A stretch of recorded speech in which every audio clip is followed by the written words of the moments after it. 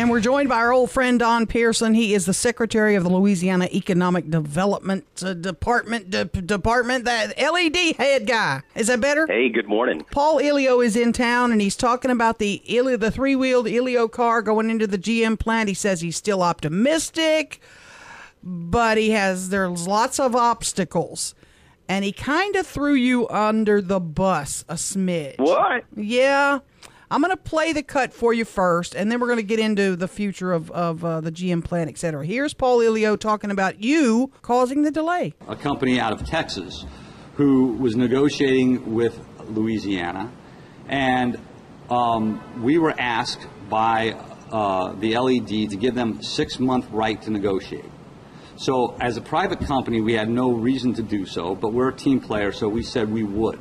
That delayed the entire Elio project 6 months, and we were willing to do that to try to capture those jobs along with Elio jobs. So you caused at least a 6-month delay. Don, your reaction? Well, I would take issue with that statement. And, Erin, let me first say that we're still very actively engaged with this project, and I am under legal requirements not to do or not to speak of any elements of current negotiation status under non-disclosure. Sure. So what I'm going to talk about this morning is really things that are on the public record. And Mr. Elio, I think, knows that the state of Louisiana Economic Development, Caddo Parish, City of Shreveport have been great friends to him since the very first days of January of 13. Actually, before then, more than 4.5 years ago, we worked together on this project.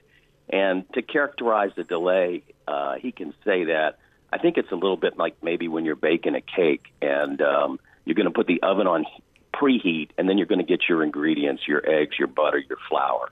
Okay, so he doesn't have all his eggs and butter and flour. We asked for a 6-month, don't put the oven on preheat. He had plenty of other things to do. He agreed to that. He was a team player.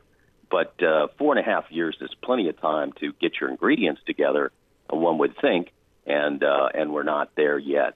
So I would say to characterize LED or Louisiana as being the cause of a 6-month delay overstates that case, and we don't need to dwell on the past. What we need to dwell on is really the focus of getting 1,500 jobs with Elio Motors or with another company out there on that GM site. Mr. Don, call this dwelling on the past if you will, but is Paul Elio at this point just a guy who's at the end of his rope, who's lashing out, blaming everybody but himself? Well, no. He's certainly under a lot of pressure to perform.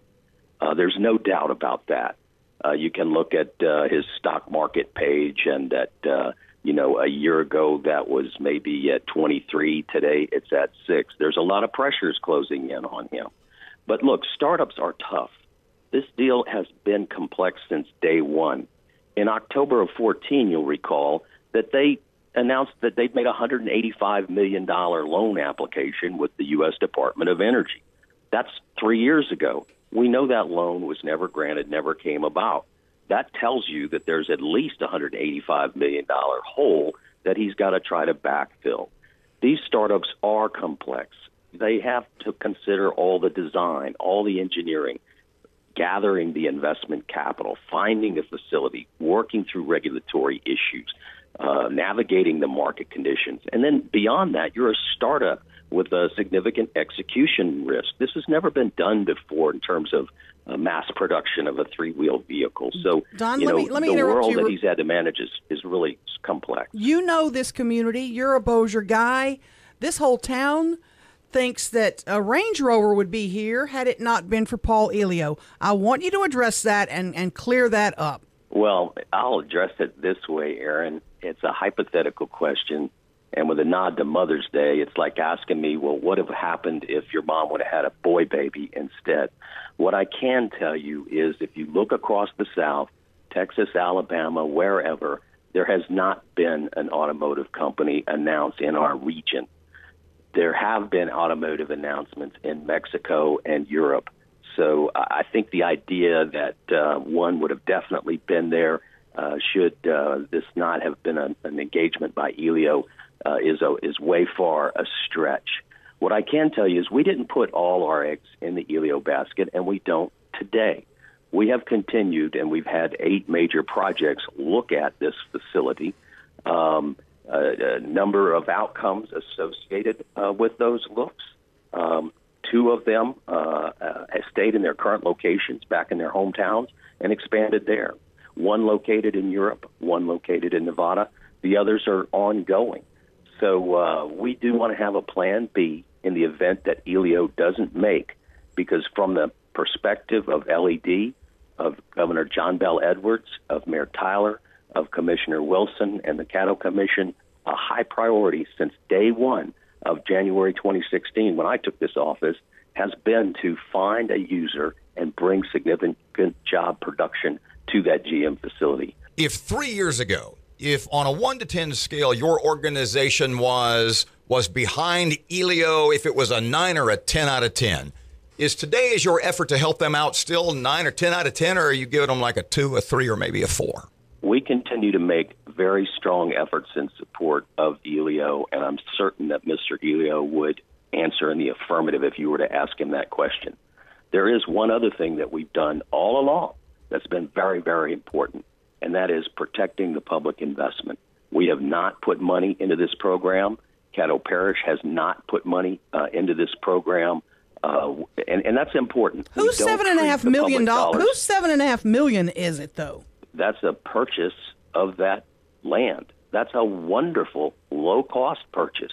That is one of the best sites in the United States right now. Large, robust electricity supply, water, natural gas, rail, on the interstate system. We can market and we can bring great industry to this site. So for Caddo Parish Industrial Board to have a prominent role and a national partner to help manage this real estate opportunity is a good thing.